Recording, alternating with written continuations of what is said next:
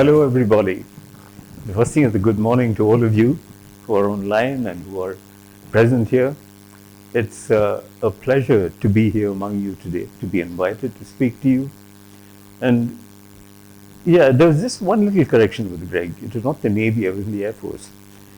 Yeah, an aero engine technician qualified in helicopters and things like that. But that's of little importance to what I was. In fact, while I worked in the Indian Institute of Science, I was the security officer there, had about 250 men under me. And it was such that, it was at the Institute, because of its, the dynamic effect of the Institute and the popularity of it all the world over, I was able to walk with kings, with presidents, with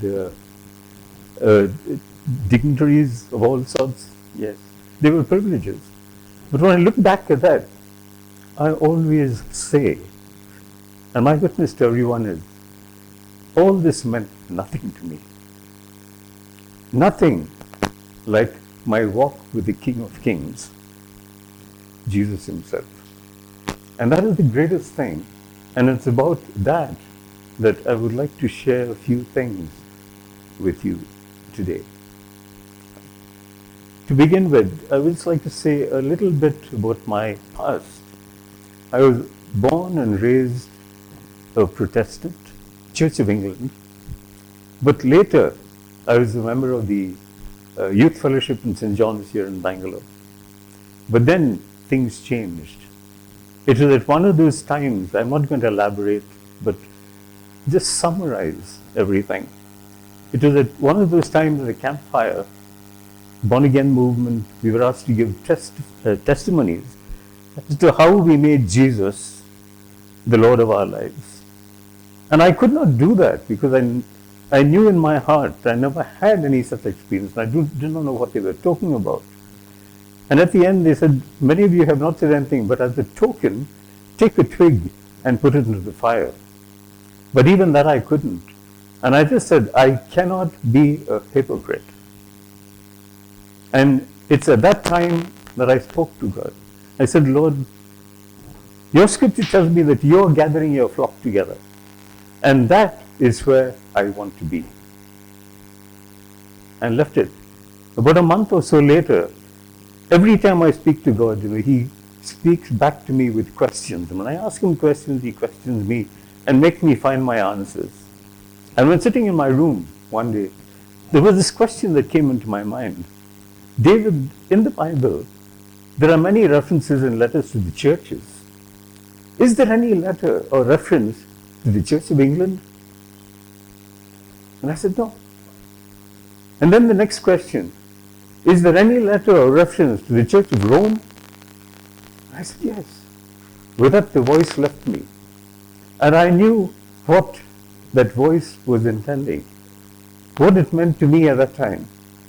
And the context in which it was that I should go back to my parent church, the church that was formed by Jesus himself. Upon this rock I will build my church, and the gates of hell will not prevail against it.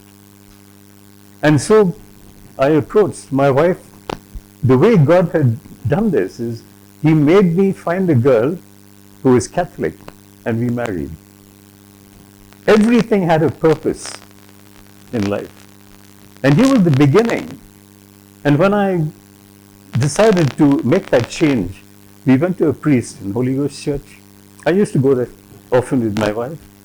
And he said, David, since you're a Protestant, there's very little difference between us. We're almost the same.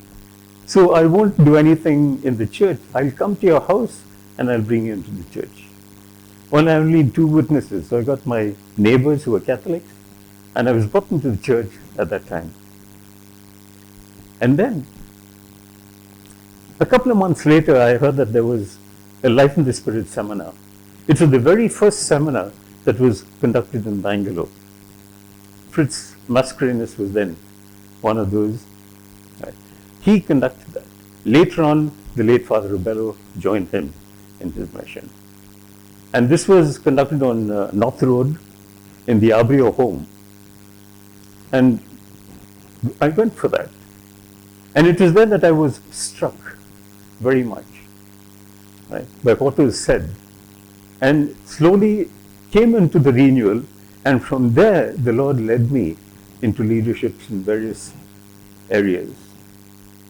But then, while I was involved in leadership, first joined the co-team and then later on as the chairman, but before that, while sitting down in my room in the house, and again the voice came to me.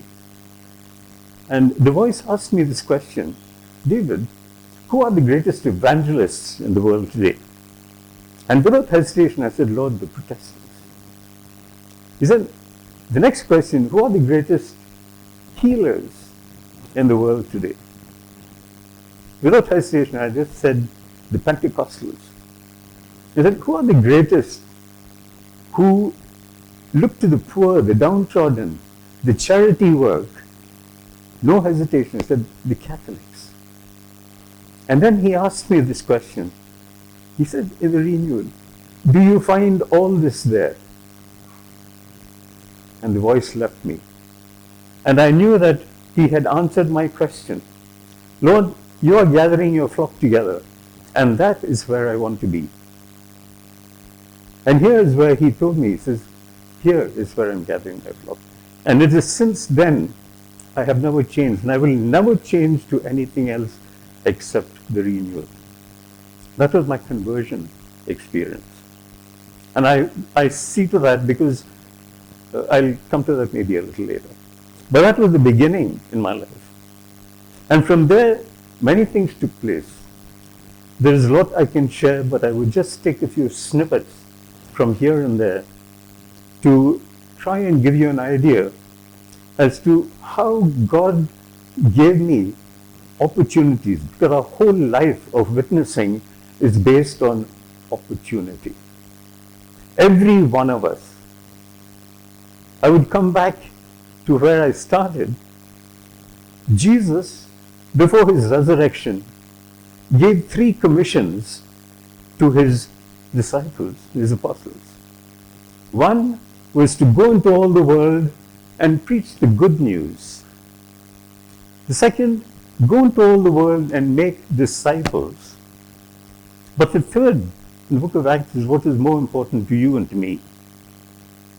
You shall be my witnesses. And if you put this in a rung order, you'll find that the lowest rung is being a witness. Not everyone could be a preacher or a teacher. Not everyone could make disciples. These are charism and gifts that are given to individuals by the Holy Spirit to whom He desires. But every one of us is called to be a witness. And God places us in various situations, right, so that we could witness for Him. And I will give you a few examples of my own the areas where I was called to do things, right, the opportunities I had. I would like to maybe begin, of course, of many. Once I was on a flight. I had to go, I was in UAE, and I had to go out in order to get my visa renewed. I think it was once every 2 years or so. And so I had to go out and come back to my new visa. And I chose to fly by Egypt Air. I went to Kuwait, and on my return, while I was sitting in that aircraft, one of the hostesses, the flight attendants, there was something that I saw in her face that made me think, there is such a gift as discernment. And that's what the Lord made me look at. I was able to see there was something that was troubling her. And as it would be, the seat beside me was vacant, while all the others were full. And I said, Lord, is there something that you want me to do in this situation? If it is so, let her come and sit in this empty seat. And so she went through the rituals, and after takeoff, right, when everything was eased, she came and sat beside me. And that was the cue, opportunities. And I introduced myself, we began a casual conversation, and then she began to pour out all her problems and difficulties that she was having in her own home, her family, and things like that.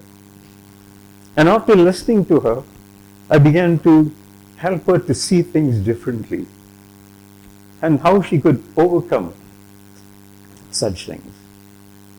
And every time she went out to do her duty, she would finish that, but make sure she came and sat there again to continue this conversation.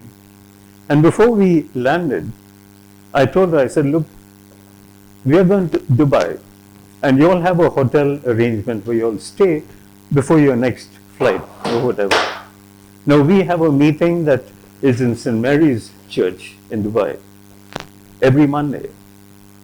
So if you are there on a Monday, please go there.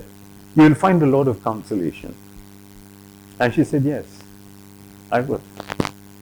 With that, you see, this was a witness, opportunity that God had given me. And I used it. I've had many such opportunities while traveling. In a train, I had opportunities to talk to someone. I would always witness to someone or the other, right? No matter who. Even abroad, whenever we go out anywhere, and we traveled by bus, even in New York and places like that, whenever we got a bus to travel by, my wife and I would never sit together. We would always separate. She would go and sit to someone because she said, we do not know what the need of that person is. And I would sit with someone, and it's amazing how things happen. So opportunities come for every one of us to witness to our faith and to Jesus. I will go back to, let's say, the UAE, where I was working as the administrator in a printing company, which is one of the top 5 in the UAE. Right. And my boss, of course, was a Christian, Clarence Alva. And when I went there, he told me, when I changed my job, he said, David, I don't mind, I have an opportunity. I can make an opportunity for you. And you can come here, but I cannot pay you what you were getting before. Right? Is that all right with you? Because I can't do more than this. And I prayed about it, and then I felt the Lord always tells us not to look for the mores in life, but to be content with what you have.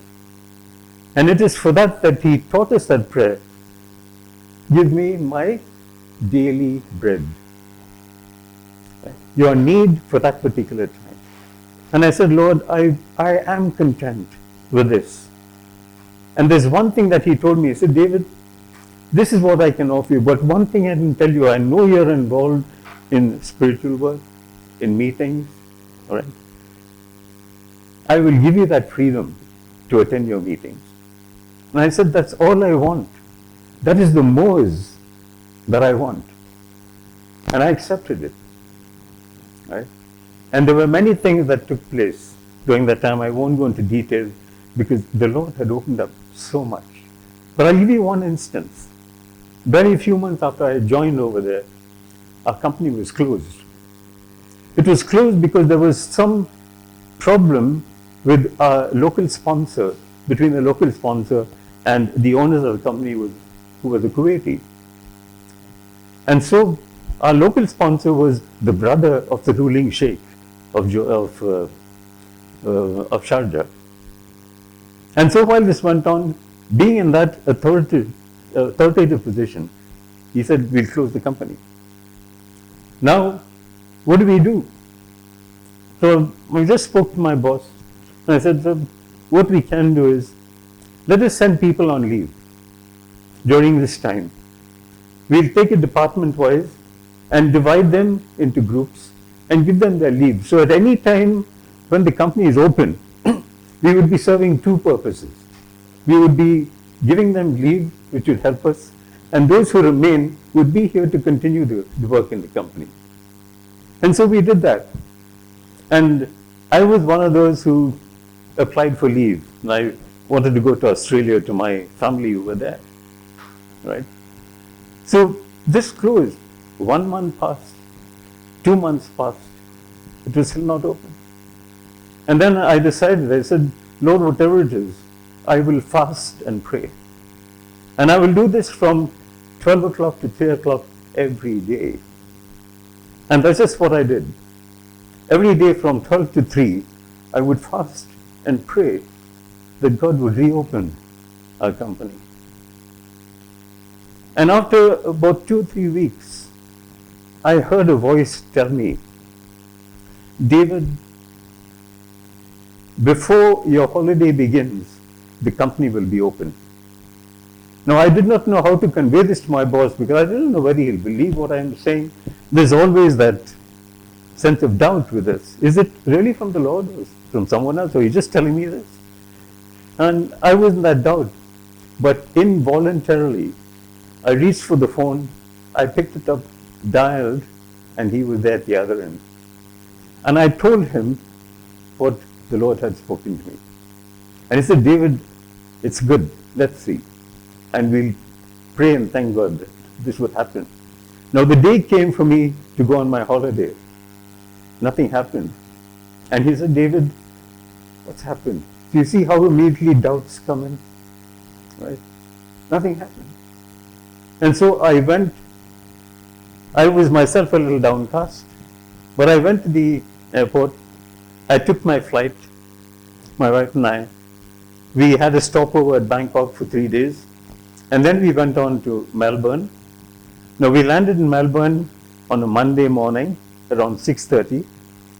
My brother picked me up, took me home. At around 8 o'clock, his wife went to work. And when she went there, she phoned me. And she said, David, I have a message for you. There's a fax that has come for you. Do you want me to read this? Or shall I bring it to you? And I said, no, you can read it. And she said, this is what it says. David, enjoy your holiday. The company is open. I was looking at, we always say, God, we keep wondering with anxiety, why doesn't God work? But He is so precise. And I went back to the words that He said. He didn't say before you leave for your holiday. He said before your holiday begins. Right? I reached on a Monday, and this message must have come on a Sunday. Before my holiday begins. You see, it was to perfection. That is who our God is. So I enjoyed that holiday, and I came back. When I came back, I went back, and both of us, I joined my GM, and we sat together, we prayed and thanked God. And later in my personal prayer, the Lord spoke to me again. He said, David, I want you and Clarence, as my general manager, to pray for half an hour every day before your work begins. And the instructions, what I want you to do is to pray for the priorities of that day. And here was I, we always make plans for the future. Every day in our diaries, what we need to do. But believe me, I opened up to my boss, and now he was willing to receive it because he knew what had happened with the opening of the company. He said, but David, how can I do this? When we come near the clients and all that. I said, sir, there's one thing you have a choice.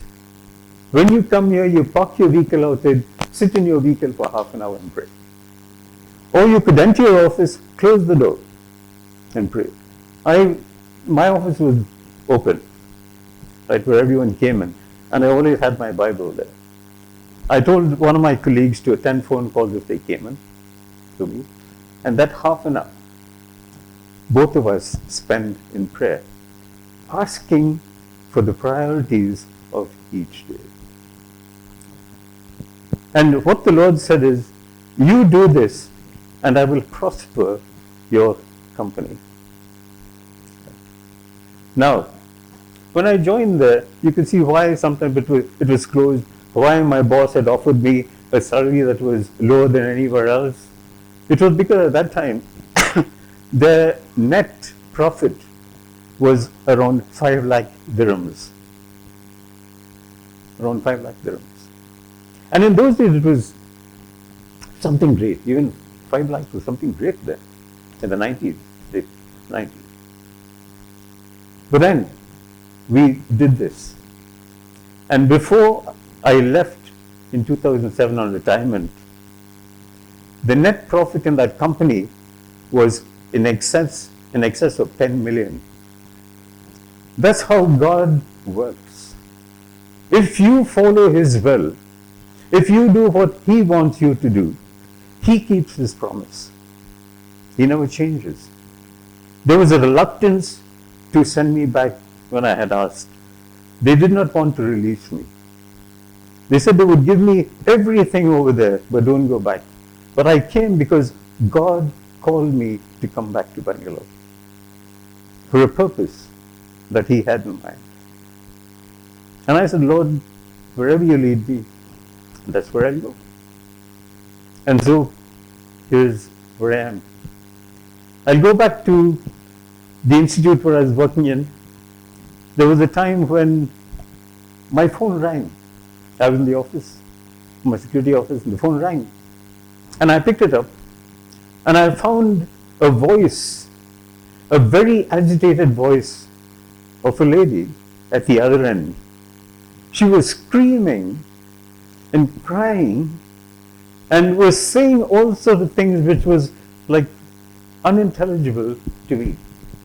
But I listened to all that she said. And she went on for about 20 minutes to about half an hour. And I patiently listened.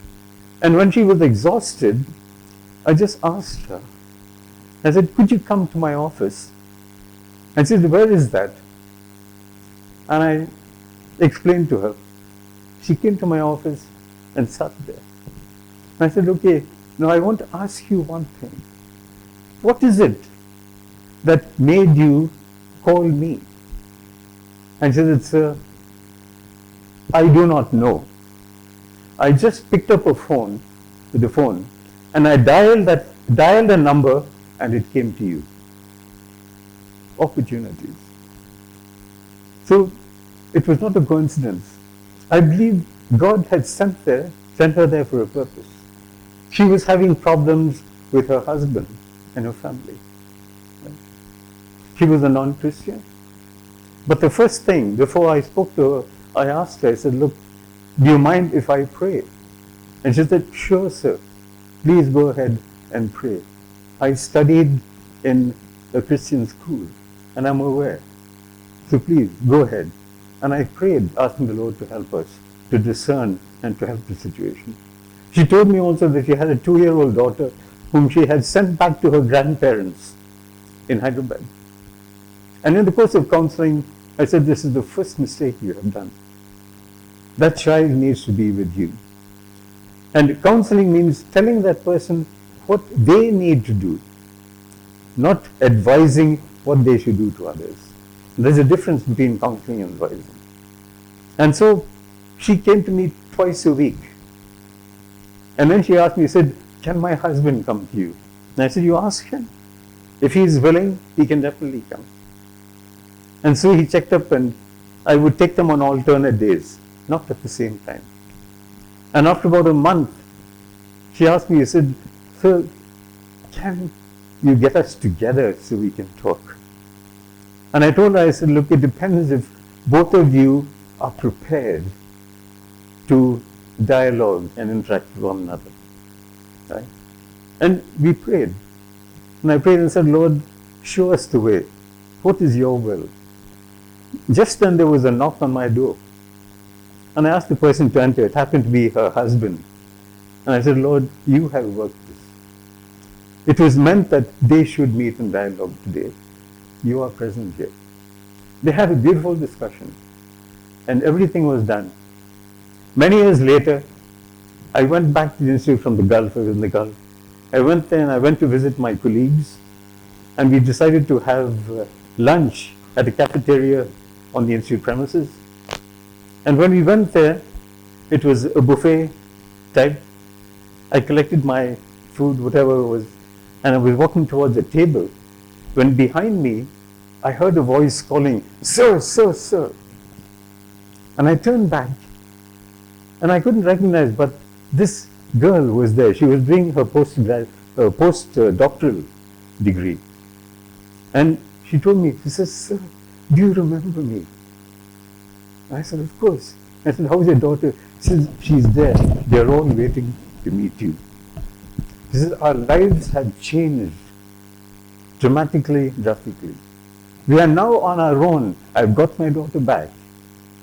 And we are happily living in a place that we have rented and staying on our own."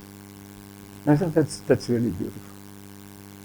God gives you opportunities because He chooses the people whom He wants you to touch. He did that during His walk on earth. For instance, that lady who had a flow of blood, He didn't know anything about that. But that touch was His opportunity.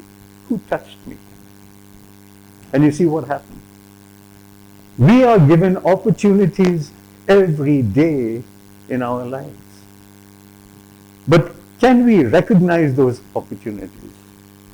And I believe that recognition will come only when you and I are close to the Lord. You'll find that everywhere in the Bible that God speaks about, what can I say, preaching the gospel, I wouldn't say preaching, taking the gospel to others, nowhere will you find the word conversion. Nowhere. But there's another thing that He tells you and me. In John, the 3rd chapter, the very beginning, when He speaks to Nicodemus, He says, "Unless you are born again, you cannot enter the kingdom of heaven." And I found that applied to me. And I realized that the very change from Protestantism to the Catholic Church was the beginning of my being born again. That's where things began to happen. Things changed. I began to grow closer with the Lord. There has to be a change. You take the life of St. Paul on the Damascus Road, a persecutor of the church. But it was there that he received his conversion experience. And what a transformation in his life. He considered him as one of the apostles, in which the church equates him with Peter today. Peter and Paul. So we learn a lot from there. We read our scriptures day and day, and this is what touches me most. I keep telling myself, look, I have read the scriptures from cover to cover, I think more than 15 times, 15, 20 times. And every time I read, there is something new that comes up. And I keep asking the Lord for an explanation. I recall a time when we had a charismatic meeting. It was a meeting of a national nature. Right? I was there. And we were asked at that meeting he said, we won't just pray for you, but as we lay hands and pray over you, you ask the Lord for what gift you would like to have. At that time, I had the charisms. I was in the deliverance ministry, I was in the healing ministry, in the intercessory ministry, you name it, and I was there. I attended all those seminars and was a part of those groups. But at that time, I was afraid. And I said, Lord, all these ministries that you have given me, I do not want these, because I fear that if I get more and more involved in this, right, I would be drawing attention to myself and not to you. And what I want, Lord, is to be able, I'm going to start reading your scriptures again, from cover to cover. And I want to understand those scriptures, the context of the scriptures, in the same way in which the writers were inspired by the Holy Spirit to write it. No deviation. no misinterpretation. And sadly enough, that is what is happening today all over, leading many astray. And every time I speak about the scriptures, I would go back, ask the Lord to help me to understand it fully. Even as I stand here today, before coming, and through last night, in my personal prayer, I said, Lord, you have given me so much, and I am being sent there. This is an opportunity you have given me to speak to those people. Right? It was not a coincidence. You sent Brother Greg at that time, and where we were together, and then this came about. It was you who created this opportunity, and I'm here because of that opportunity to share with you all that the Lord has done for me. There is much, much more than I can say. But before I conclude this session, I would like to share with you just one more thing which happened in the Institute of Science. I was in my office one day during my lunch break, as usual, with the door closed, and I always carried my Bible wherever I went. And my lunch break time, I would open my Bible and I would begin to read and pray and spend my time till the break was over. And it was during that time that there was a knock on my door. And when I opened it, I saw a gentleman standing there. And he said, Sir, do you mind if I come and spend some time in your room? I came here to meet a professor in the biological department, but I understand that he has gone for his lunch, and they told me, go to the security office and stay there, that's always open. And when he comes, I will give you a call. And so I allowed him to come, and he sat. And the first thing he did was, he saw the Bible on my table. And he said, look, I see your Bible, and I don't have to ask questions because I know you're a Christian. And I said, yes, I am. And this is how I spend my time when I'm free. And then he told me something. He said, sir, what would you do if I took that Bible and tore it into pieces and threw it? And I looked at him and I said, I would still love you for who you are, not for your action. You are created like me. And when God says that He created us in His image, I see also the good sides in you. But the rebellious side, I would reject. And then he went on. He said, what if I take this Bible, not only tore it to pieces, but threw it on the ground and stamped on it and burnt it? And I said, I would still love you. It's not what you do to that. It's the relationship that we need to build. And I would still love you because this is what my faith teaches me. To love one another, not to destroy. And this went on for quite some time. And there was quite an exchange. A lot of dialogue went on. And at the end, the phone rang. And there was the call to say that the professor had come and the gentleman could go back. And before he left, he stood up. And he said, sir, do you know who I am? And I said, no. To me, you were someone who wanted some help, and I gave it to you. You wanted to stay here and spend time. I gave it to you. And it was nice, the dialogue that we had. And before he left, he told me this. He said, sir, I am a leader in the RSS. And he said, if you remember some time ago, so a couple of decades ago, where there was a problem around Kanyakumari, where churches were destroyed, Bibles taken out on the road and burnt. He said, I was one of those leaders. But then he stretched out his hand, so may I shake your hand? I said, yes, let's do it. He said, this is not a coincidence. This happened. And there was so much that I liked about this dialogue. I only wish that we could have gone on. But the professor had come and I have to go. But I do wish that we would meet again someday. God helps us not to go overboard, but to follow the way Jesus dealt with things. Simple, very simply, very ordinarily, very humbly. And I do not want to take up much of your time and go on, because I think time is up, right?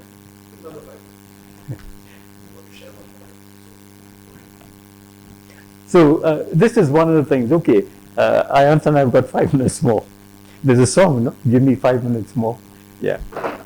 Well, I'll just give you one short sharing again. These are things probably that you all don't get experiences through. When I was in defense services, I was stationed at Jorhat. I was there during the time of the Chinese invasion in the forward area. But there I had some friends with me, right, who used to go regularly and they had girlfriends outside. And one day they asked me, they said, David, come out with us. Let us introduce you to our girlfriend. Things like that. I was hesitant. But they said, no, come, we'll take you, come along with us. And they took us to a place which was identified by a number 46. I did not know what that meant. That 46 meant the milestone on that road. And when I went there, I was taken aback. I found a structure like a 3-sided rectangular with a corridor and rooms, a number of rooms. And then it struck me that this was actually a red light area. I said, what is this? And then I found them all coming out. The ones whom they knew went to them, held their hands, and they were going. And the others came closer, but I just asked them. I said, do any of you have a mat or a carpet? I would like to sit here and wait for my friends. And they brought it, a huge carpet, and I sat down. And I found some of them sat along with me. And I began asking them why they were there. You know, many of them were Christians because a lot of missionary work had gone on in Assam. And most of these were like Kasis and Lushayas. And as I was talking to them, it brought me to tears. The reasons why they gave for them being there. Their difficult situations, the disowning by their parents. Some of them with no means. They said the only way we can do something to our family is to take up something like this so that my younger siblings could be educated and make a life for themselves. We are not accepted anywhere where we go because of this. And I told them yes. And I recalled what Jesus did. He was accused of sitting with prostitutes and sinners. And I said, Lord, you are putting me in a place that you were in. I'm not worried about what people say, but what happens here. Right? And so I spoke to them. I gave them a few suggestions as to what they can do. I told them how immoral it was in the eyes of God and what would take place if they continued. It could continue in their families, it could spread, it could go on. But they need to make that change. Irrespective of how much you earn, it does not matter how much you get. It may be little, but God will provide. That woman who had nothing, but the last part of her food, whom she shared with Elijah. Right? And God blessed her. I said, this is what God does, if you can do that. And then I found more and more were collecting and sitting there. And I began to see that there were customers, they ignored them just to listen. And we spoke. And then when time came, I joined my friends, we went back to our camp. The next time they went there, they came back and they told me, David, what have you done? I said, what have I done? I just spoke. You see, many of them have left that place and have gone back. And the owners of that place are in a dilemma. As I just thank God, opportunities. Are we afraid to step there? Anywhere God may call you. When he walked this earth, he went and he dealt with publicans and sinners. He was criticized by the hierarchy for what he had done. But I tell you that when we follow in his footsteps, the closer we get to him, the more we come to know him. Today, every morning, I seek the Lord for what I need to do for the day. I ask for his leadership, his guidance. He tells me what to do. I don't make decisions on my own. And I said, Lord, I want to be like your servant David, whom you spoke of as a man after your own heart. Fully transparent. And the other thing I would come to before I close is this. Today, it has been here for over the past few years. What I do is with my income that I get. Right? The scripture comes back to me about that tax coin, where Jesus said, give unto Caesar what is Caesar's, and unto God what is God's. And so my annual income, 1/10, I take out. And I make sure that I pay my taxes for the whole amount. I have an auditor who does it every year. And this 10th that I take, I give it for the Lord's work, towards charity and towards other things. Why do I do this? The Lord tells us, whatever you do to the least of my brethren, you do it to me. And I believe that if I do this, I'm giving back to God. And believe me, the blessings that he keeps pouring in. He's given me all the privileges, all the facilities, all the comforts in life. This is a Christmas season. I would like to end with this to give you a thought to take back. This is the Christmas season. Let me ask you a question. Every one of us celebrate birthdays. We celebrate our own, others, particularly where children are concerned. Let me ask you this question. When you celebrate a birthday, who gets new clothes? Who gets the gifts? Who does that? The one whose birthday is being celebrated. Every Christmas we celebrate it. The new clothes, the gifts that we put on the Christmas tree. Where do all of those go? How is it that it is distributed by everyone else, but not to the birthday boy himself? I recall in 2019, 2 years back, when I was mentoring the youth group here in Bangalore, I brought this to them and I said, this Christmas, we are not going to buy anything for ourselves. No new clothes, no gifts. But we are going to contribute that money and we'll visit an orphanage. And we will give this there. Whatever you do to the least of my brethren, you do it to me. And God always spoke about orphans and widows. We went there and we did that. And the joy in everyone's heart far exceeded the celebrating joy of Christmas itself. Here's something that you can think about this Christmas. What is your gift to the birthday boy today? One thing we need to remember, what we celebrate is what is past. But when we look at that, there is something that touches you and me.